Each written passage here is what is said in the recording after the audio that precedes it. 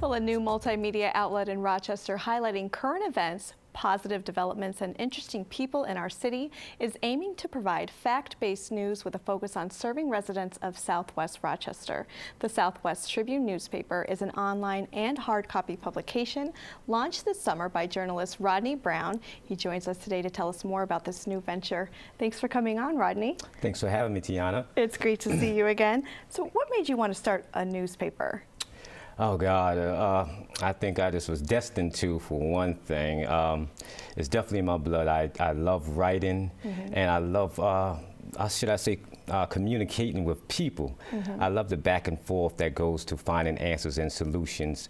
And so becoming a journalist was something that I knew was probably this was in my blood, in my DNA, but opening a newspaper, I think that came to possibility once I started getting in the field and I started to find out that journalism is such a powerful tool. It is.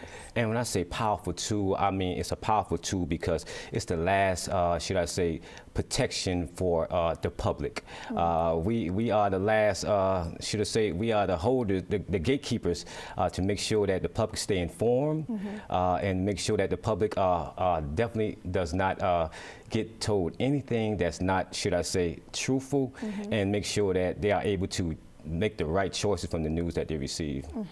So how were you able to accomplish this? A lot of work. Well, it was a lot of work, Tiana, a lot of work. Opening up a news publication I thought was easy. I just thought you just had to be a good writer. But it's the business side of it is getting it open, and which that means that it takes money to get it open.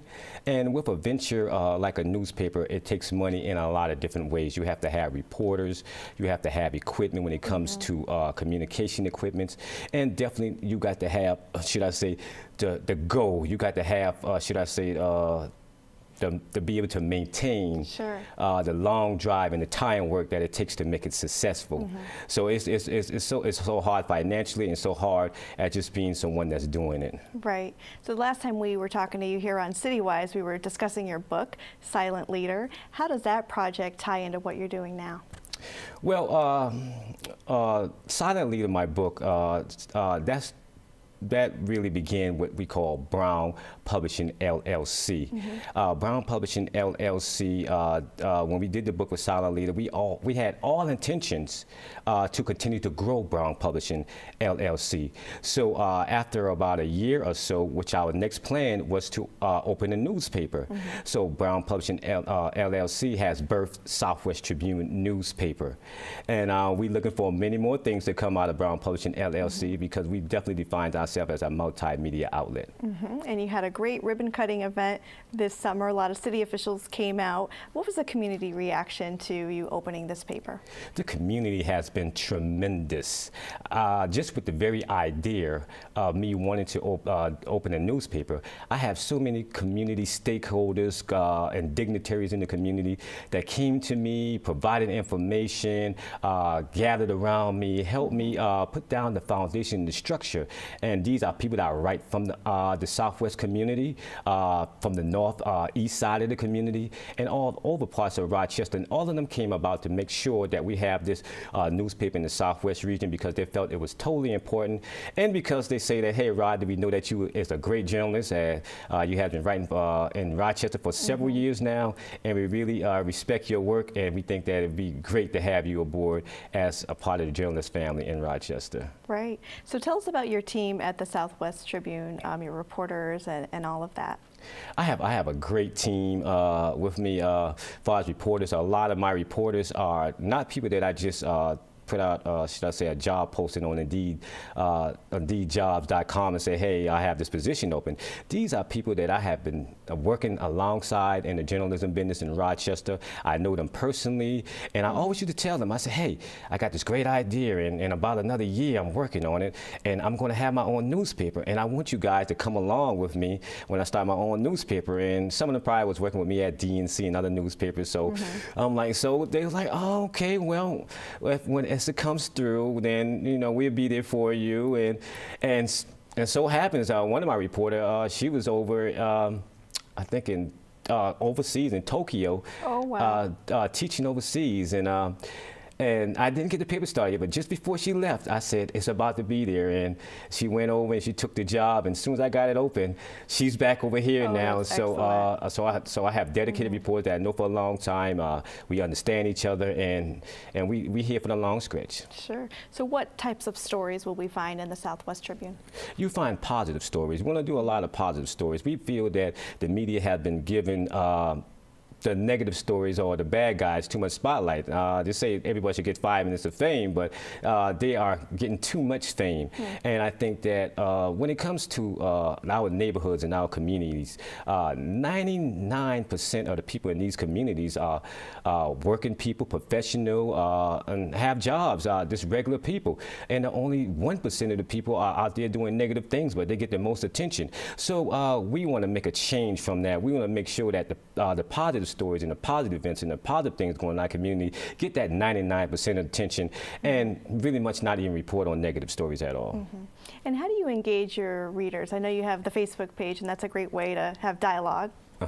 Well, I engage my readers in several ways, Facebook, through all the social media ways I engage my readers. But also, what I do most is that I like to go and do interviews myself.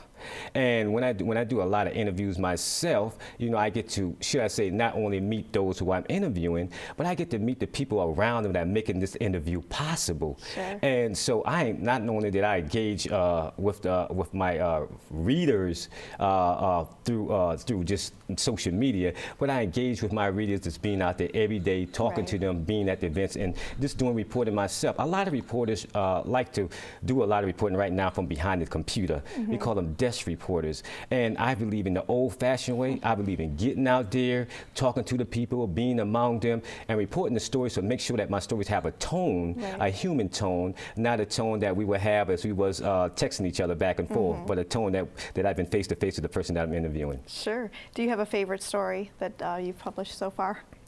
Oh, I have so many favorite stories that, you know, I can't even begin to imagine which one would I say is the most favorite. But I would say, if I had to pick one, Tiana, I would say that one of the stories that I'm really proud of is the stories that I just written in my 4th edition, and those are the story about Hurricane Maria in Puerto Rico. I got in touch, my reporters and myself got in touch with a lot of people in Rochester who are from Puerto Rico. Is a large percentage of Puerto Ricans that are living in Rochester, and just making sure that their story are being told, what's going on in Puerto Rico, and knowing that the relief effort has a long way still to go. So I felt pride in making sure that those people are represented in a big way for exposure. You know, if every news is doing it, I'm going to keep doing it until everything is A-OK in Puerto Rico. A lot of work to be done. There's a lot of work to be done. So that's one of my most proudest stories, is to keep the focus, keep the attention on what's going on over there, because it seems like the news have subsided and went other ways when it comes to reporting on that disaster that happened in Puerto Rico. Sure. Where can people find copies of the Southwest Tribune? You can find copies at local government buildings, educational institutions, like libraries. You can find it in places that most travel frequently by people. So it's all over the place. Basically where you find newspapers anywhere from any other publication, I basically have the same routes. Okay, and this is a bi-weekly publication? This is a bi-weekly. Okay. Yes. Will there be extra content that's posted on the Facebook page or on the website? What will people find on your website? Well, one thing is that the newspaper comes out bi-weekly, but my website is updated every day. Fresh stories popped in every day. As news breaks, I pop in stories. So you also be able to get a fresh look at what's going on in the city. No matter if it's 12 or 1 o'clock at night, you can go on the website and something might be up there that's going on. So I'm up like the owl. Always working. Yeah, I'm always working. Final question. Where do you see the paper in 5 or 10 years from now? Where do you want this to go? Well, Like I say, I'm a multimedia outlet. I'm not your traditional newspaper.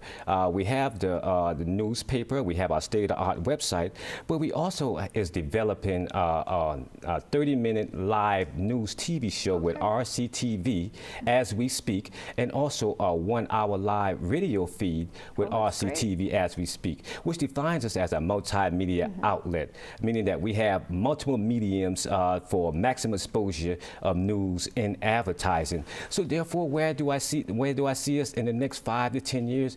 I see us as being a multimedia outlet. I see us as being someone like Black entertainment television. I see us in multiple levels in print and television and many other ways. So I want us to continue to expand, continue to grow, and to leave a legacy that's something that would be looked upon. One of my heroes, that reason I came to Rochester, which is Frederick Douglass with the North Star paper. I want to be monumental in that sense. Thank you so much for coming on today, and congratulations. If you'd like more information about Southwest Tribune, you can visit southwesttribune.com or call 585-471-8208. Be sure to check out their Facebook page as well.